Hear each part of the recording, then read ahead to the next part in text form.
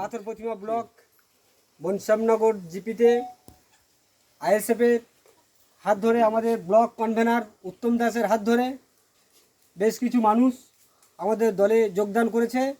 তার ছবি এই মাত্র আপনাদেরকে দেখাচ্ছি। সেই সাথে আমাদের উত্তম দাসের হাত ধরে বহু মানুষ আইএসএফে যোগদান করছে। তার কারণ যে আইএসএফের যিনি চেয়ারম্যান তথা ভাঙড়ের বিধায়ক পীরজাদা নওশাদ সিদ্দিকীর নীতি আদর্শের দিকে তাকিয়ে মানুষ দলে দলে যোগদান করছে। যে একমাত্র বাংলার বিকল্প দল হিসাবে বিকল্প মানুষের জন্য কথা বলতে পারে, সেটা হচ্ছে কি আইএসএফ। তাই আজকের মানুষ আইএসএফে যোগদান করছে আমাদের উত্তম দাস ব্লক কনভেনারের হাত ধরে।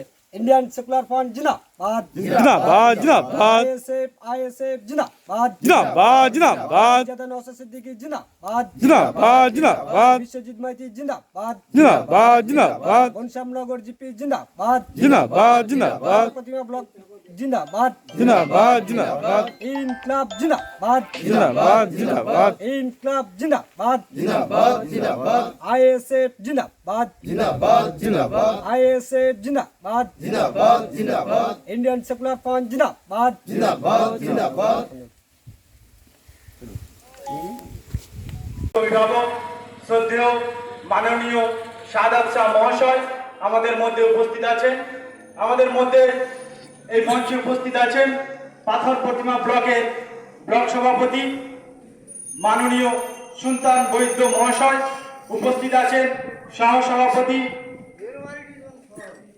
মফিজুল মোল্লা মহাশয়, আমাদের মধ্যে উপস্থিত আছেন পাথর প্রতিমা ব্লকের কনভেনার উত্তম দাস মহাশয়, উপস্থিত আছেন সহ কনভেনার মিজানুরদা এবং আমাদের মধ্যে উপস্থিত আছেন দক্ষিণ 24 পরগনা জেলা আইএসএফের সদস্য গাফার মোল্লা মহাশয় এবং দুর্গাচুটি গ্রাম পঞ্চায়েতের প্রত্যেক সদস্য নেতা কর্মীদেরকে আমি আজকের ইন্ডিয়ান সেকুলার ফ্রন্ট অর্থাৎ আইএসএফের পক্ষ থেকে সংগ্রামী অভিনন্দন জানাই। বন্ধুগণ, শুরু করার আগে আমি প্রথমে এই পাথর প্রতিমা ব্লকের প্রত্যেকটা পথযাত্রী থেকে শুরু করে ব্যবসায়ী বৃন্দ এবং আমার বক্তব্য মাইকে যতদূর পর্যন্ত পৌঁছাচ্ছে প্রত্যেককে আমি ইন্ডিয়ান সেকুলার ফ্রন্টের পক্ষ থেকে শুভেচ্ছা, নমস্কার, সালাম, ভালোবাসা, অভিনন্দন জানিয়ে আমি দু চার কথা বলবো। বন্ধুগণ, আপনারা জানেন যে 2021 সালে মাননীয় আব্বাস সিদ্দিকী মহাশয়ের মস্তিষ্কে উপস্থিত বা পৃষ্ঠপোষকতায় কেন আজ ইন্ডিয়ান সেকুলার ফ্রন্টের জন্ম হলো, কেন বা নওশাদ সিদ্দিকী একজন ধর্মগুরু হয়েও তার বীরত্বের গদি ছেড়ে কেন আজকে রাজনৈতিক ময়দানে আনলো। আজকের সেই বিস্তারিত কিছু এই পাথর প্রতিমা এলাকার আপামর জনসাধারণের কাছে আমি কিছুটা উপস্থাপন করার চেষ্টা করব।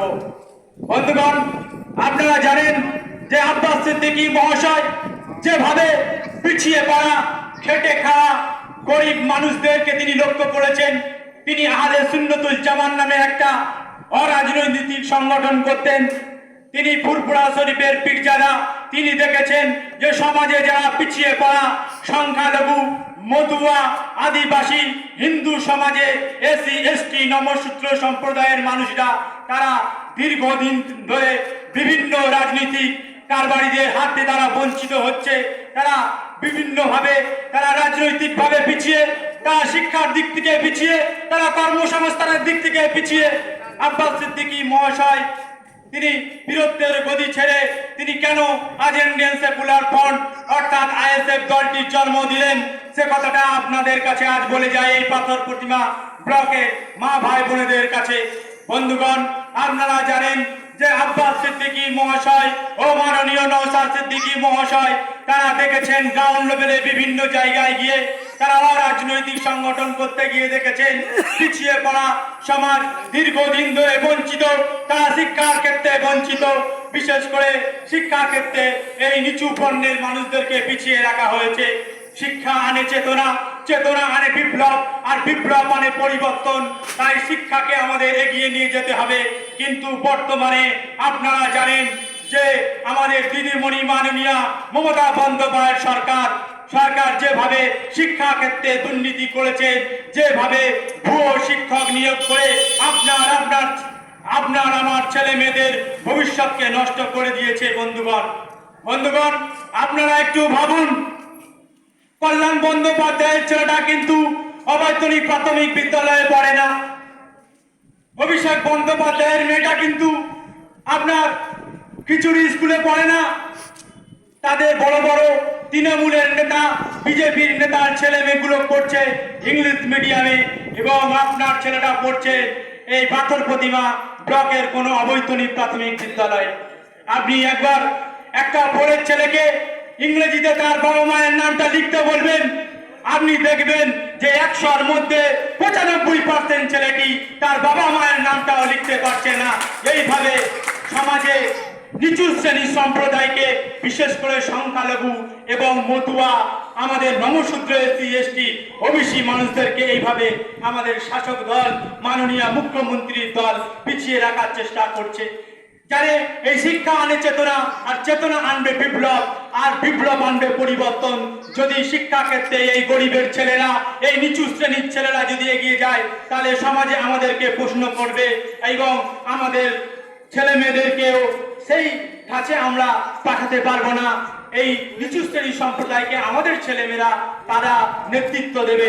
এইভাবে স্বাধীনতার পর থেকে আজও পর্যন্ত সেই সমাজ গঠন হয়ে চলে আসছে। বন্ধুগণ, ভালো দিন এসেছে। নওশাদ সিদ্দিকী মহাশয় বলছেন যে শিক্ষা অর্জনে সংবিধানকে চালু করতে হবে।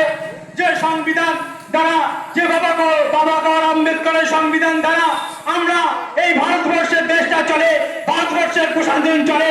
একজন পুলিশ অফিসার সে সংবিধানের শপথ নিয়ে সে ভারতবর্ষের নৈতিকতা আদর্শ রক্ষার স্বার্থে সে ভারতের কাছে এবং দেশের স্বার্থে সে চাকরিতে জয়েন করে।